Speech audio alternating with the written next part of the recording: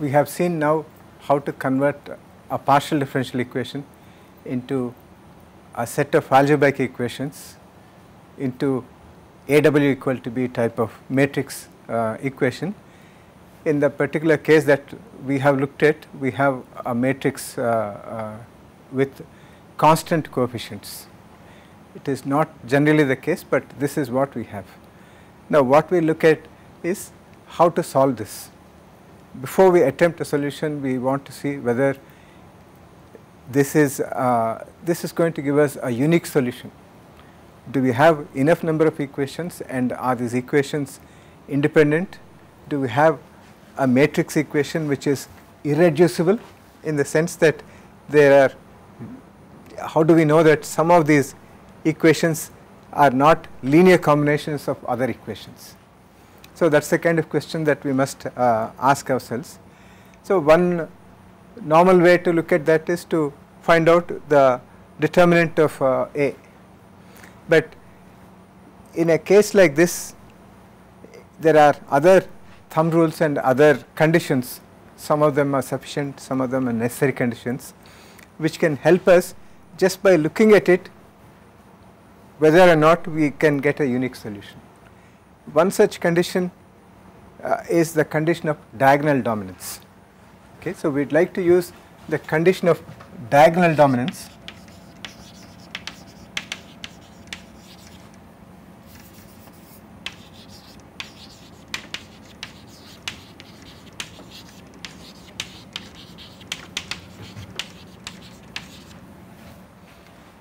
to check whether we have the possibility of getting a unique solution. Okay, so, what do we mean by diagonal dominance? We have 9 equations, and each of them is of this particular form. Okay, so, where each of them is for example, minus 1000 times W22 plus 100 times W32 plus 400 times W23 equal to 0, like this. So, when you have this set of this type of equations, we can define diagonal dominance as a condition where the modulus of the diagonal term, that is in this matrix, these are all the diagonal terms.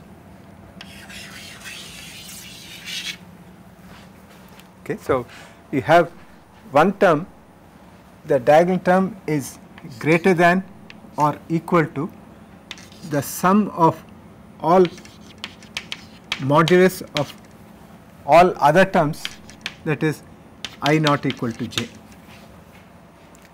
So, this must be satisfied for each I. So, once we have this condition satisfied, we can claim diagonal dominance.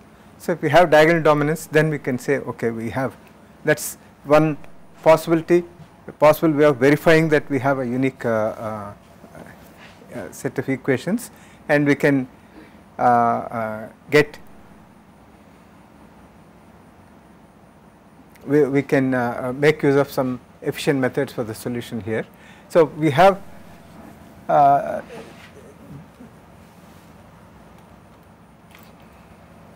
okay, we'll have to edit somewhat here.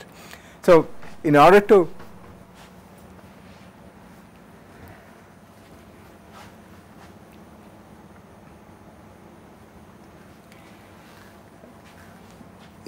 see how to proceed with the solution of this, we will look at the condition of diagonal dominance, and that diagonal dominance can be expressed in this form, where the magnitude or the absolute value of the diagonal is equal to or greater than the sum of all the off diagonal elements in the same equation or in the same row.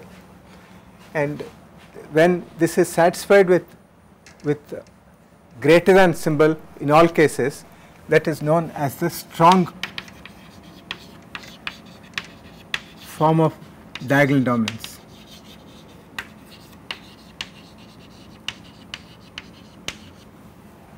Okay. There is also a weak form of diagonal dominance.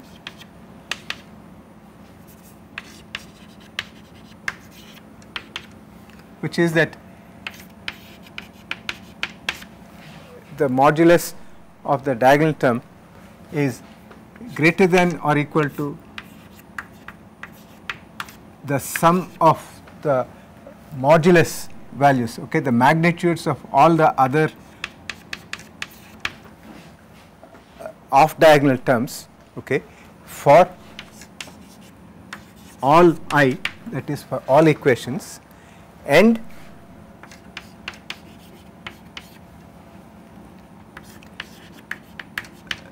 the modulus of the diagonal term is greater than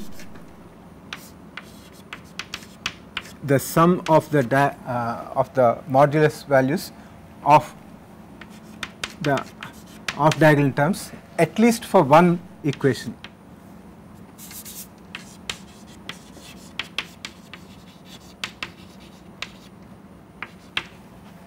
Okay, so we have here 9 equations. If for all these 9 equations this condition is satisfied, then we say we have strong form of diagonal dominance. But if for all of these this condition is satisfied with either greater than or equality sign, but there is at least one row for which this condition is satisfied with the greater than sign, then we say that we have a weak form of diagonal dominance. Okay. So, let us now try to see what this diagonal dominance is. That if you look at the first row here, this represents one equation, and that equation, algebraic equation, is for W22, and in that equation the diagonal term is 1000, the magnitude is 1000, and the other off diagonal terms are 100 and 400. So, that is the sum of these two is 500 and this is 1000. So, this condition is satisfied for this equation. If you come to this, the diagonal term is 1000, magnitude is 1000, this is 100 plus 100, 200, 600, totally 600. So, this is also satisfying this condition here. Here is again 1000 and the sum is 500. So, again this condition is satisfied. Here it is 400, 500, 900 and this is 1000. So, again this is satisfied. For this equation here 400, 500, 600, 1000 and this is 1000. So, this equation is not satisfied for this row, okay, but for all the other rows this equation is satisfied. So, that means that this matrix here is not, does not satisfy the condition of strong form of diagonal dominance, but if you look at the weak form, then even this equation satisfies this this condition, because in this case it is equal to. So, it is for this equation the diagonal dominance condition is not satisfied in the strong form, but it is satisfied in the weak form, and for all the other equations it is satisfying the this strong form of okay, with a greater than sign. So, that means that we can claim that the weak form of diagonal dominance condition is satisfied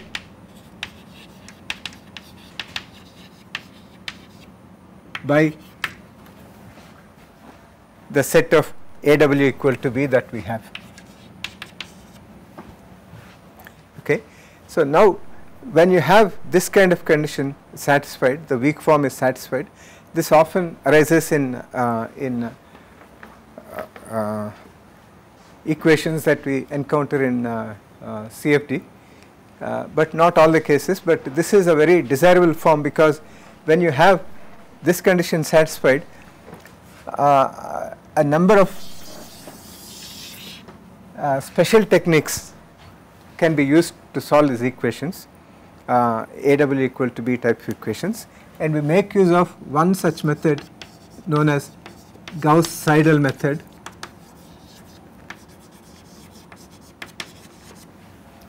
for the solution of these equations. So, this is an iterative method.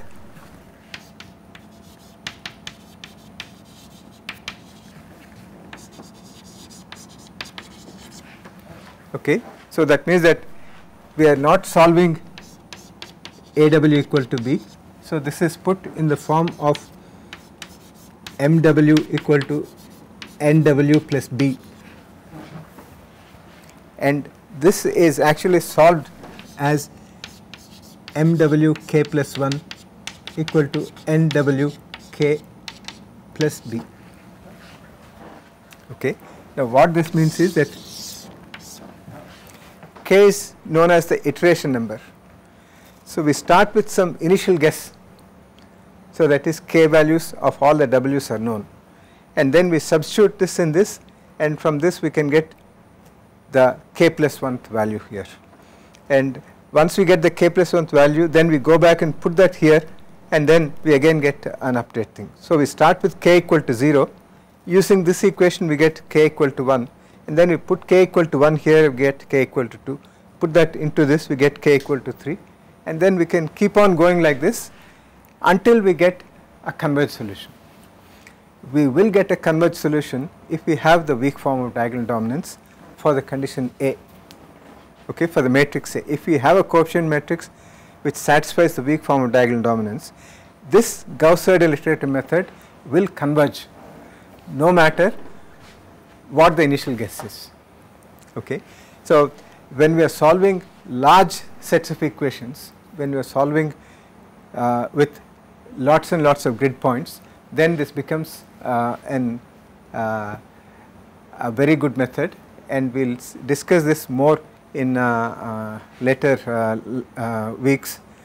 Right now we take it for granted that this is a method that we can use to solve these things, and since our condition our coefficient matrix A satisfies the weak form of diagonal dominance, this would be a good way of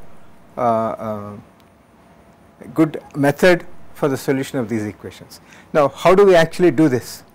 So, what we are actually doing is that we take each equation here, and then we put the we start with this, the first equation. This is minus 1000 W22 plus 100 W32 plus 400 W, so that is, this is 2 3, wait, we have 3 2, 3 4 and 2 3, yes. So, this is 3 2 and 2 3 equal to minus 1000. Okay, so, we can, in this equation the diagonal term is always kept on the left hand side, and so this is what we are looking for. We can rewrite this equation as minus 1000 W22 equal to minus 1000 minus 100 W32 minus 400 W23. Okay. So, now here we can put this as an iterative formula, W22 k plus 1 equal to minus 1000 minus 100 W32 k minus 400 W23 k. So, if we know the initial conditions, initial values for this, then we can get this. Okay. So, we need to do this for each of the equations. So, in each equation the diagonal term is put on the left hand side. So, we have from the first row we have this, and from the second row we have minus 1000 W32 k plus 1 equal to minus 1000, and then we take the other one, this is minus 100 W22, and then we have minus 100 W42, and then we have 1 2 3 4 5 1 2 3 4 5 minus 400 W33. Now, here this is 3 2 k plus 1, 2 2 value is already known from here because we solve this and then we come to this. So, we can put this as k plus 1, and at this time we have not yet solved for 4 2. So, we put this as k and k, and we come to the third equation. Here it is W442. So, minus 1000 42 k plus 1 equal to minus 1000 minus 100 22 value is already known, k plus 1. So, this is not 22, so this is 32. So, this is 32 is already known anyway, and then we have 400 43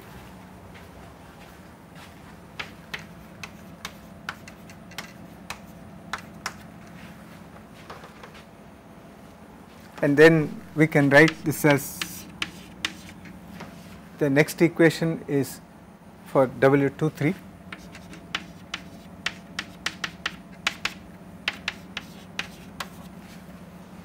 So, in this equation we come here.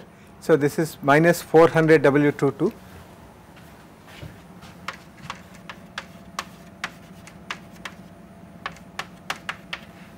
k plus 1, and this is W33 minus 100 W33k, because that is not yet calculated, and then we have this one here which is W24 .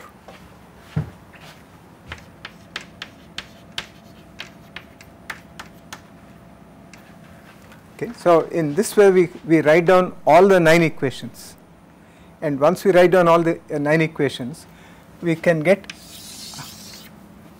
a sequential solution. So, that is, we start with guess values for all the variables, and the guess values can be anything. They can be 0, they can all be the same, or they can be any value.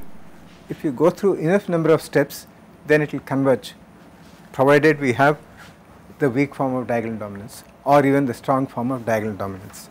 So, we rewrite the 9 equations that we have here in this particular form, and then we start with some initial guess values, and using the guess values of W32 and W2k, we use this to get W2 at the first iteration, and then we come here, we evaluate W32 at the first iteration, W42 at the first iteration, 2, 3 like this, all the way up to the last equation here.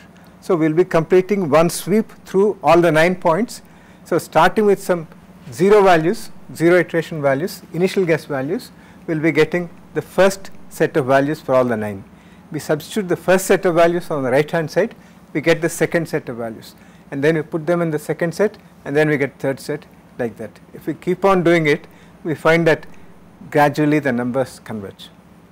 So, something like this can be done, should be done, will have to be done on a computer.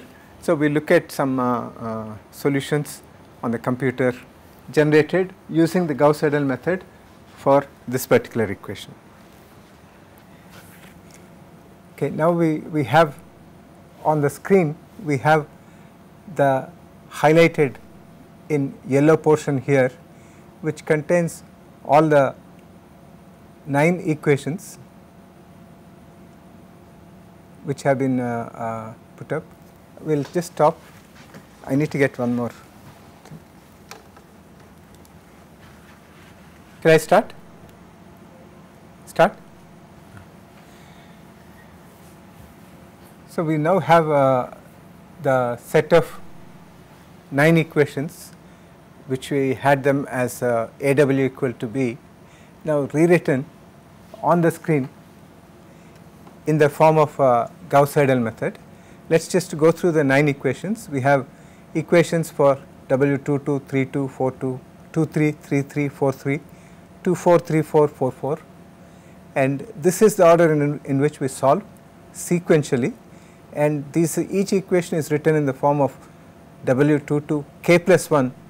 So, that is the updated value of W22 is given in terms of 1000 plus 100 times W32 k, the old value of W32 plus old value of W23, and this whole thing divided by 1000.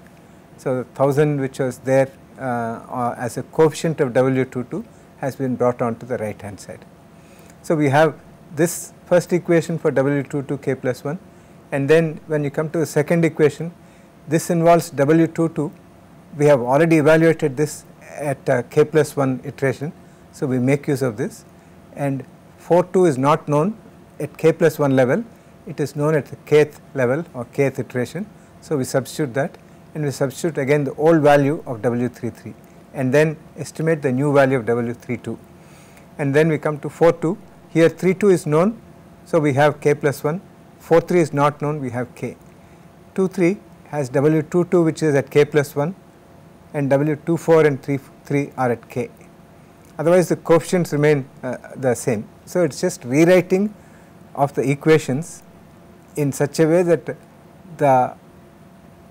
the term with the largest coefficient in magnitude, okay, in this case it happens to be the diagonal value. Okay, so, that particular thing is brought to the left hand side, and all the others are taken to the right hand side, and if their value is known at k plus 1th level time step or iteration step, then we use that. Otherwise, we make use of the old iteration value, that is k value like this.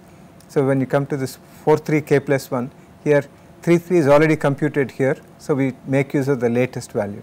4.2 is already computed here. So, we make use of the latest value. 4.4 is coming down further. So, it is not known at the current k plus 1th iteration, we make use of the old value. So, in this way we make a sequential evaluation of all the variables. In this case we have 9 variables. If you have 9,000 grid points, we will have 9,000 equations like this, and we go through all the 9,000 equations at k plus 1th iteration level before we move on to the next one.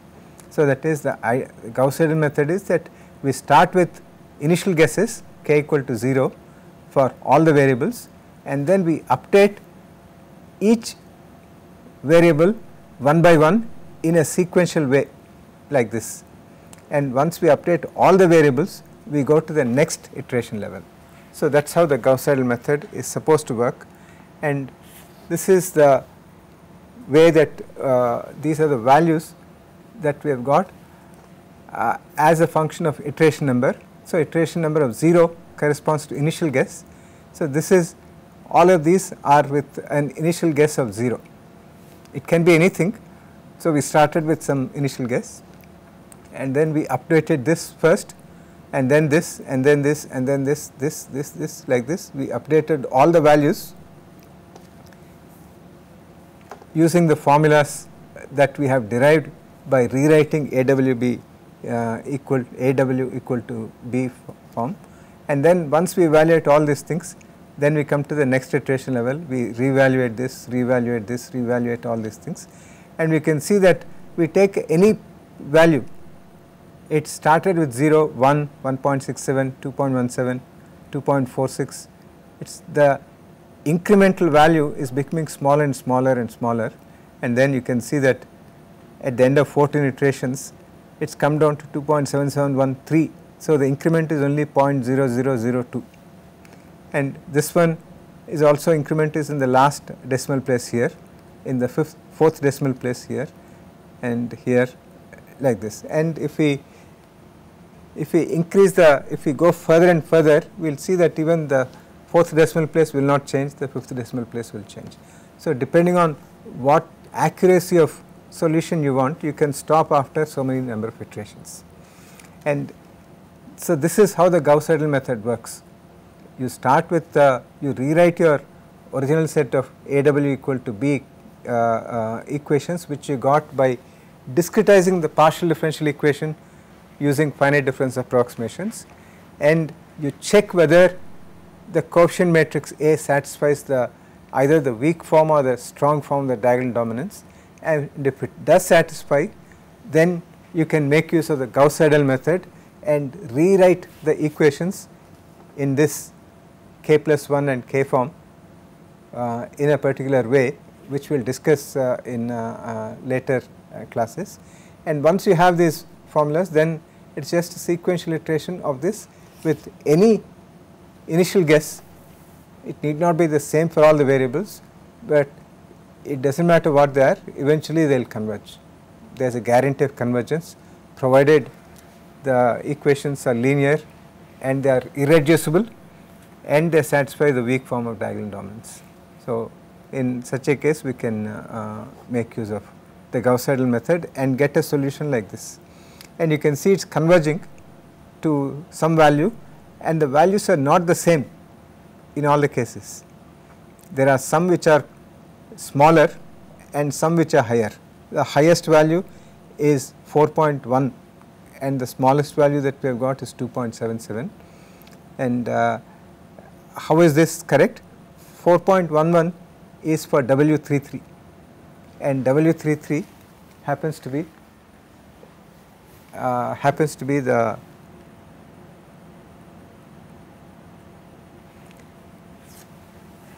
W33 happens to be the value which is right at the center of the domain, which is farthest from all the walls. So, it will have the highest value, and that kind of logic is followed. W23 and W43 are symmetric, and you can see that they have very similar values 3.6284, 3.6285. If you take it to convergence, they both will be the same.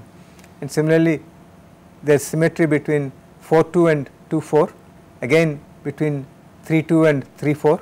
So, we could have made use of symmetry, but for the illustration we are showing that you have a certain variation of velocity which is consistent with our understanding or expectation that as you move further and further away from the walls, the velocity will be higher, and that is what we are getting. In ideal case, having 9 unknowns here is not going to give us a lot of accuracy, because this is a very gross error, and if we were to calculate the average velocity from by taking the average of all these things, then it may not match with the expected value, because the number of grid points is very small here. So, if you make it instead of 5 by 5, if you make it 10 by 10 or 20 by 20 or 50 by 50, then you will see that the solution that you get will be converging. So, that is further increase of grid points will not make any difference, and at that point you can say that you have got the correct solution. Okay.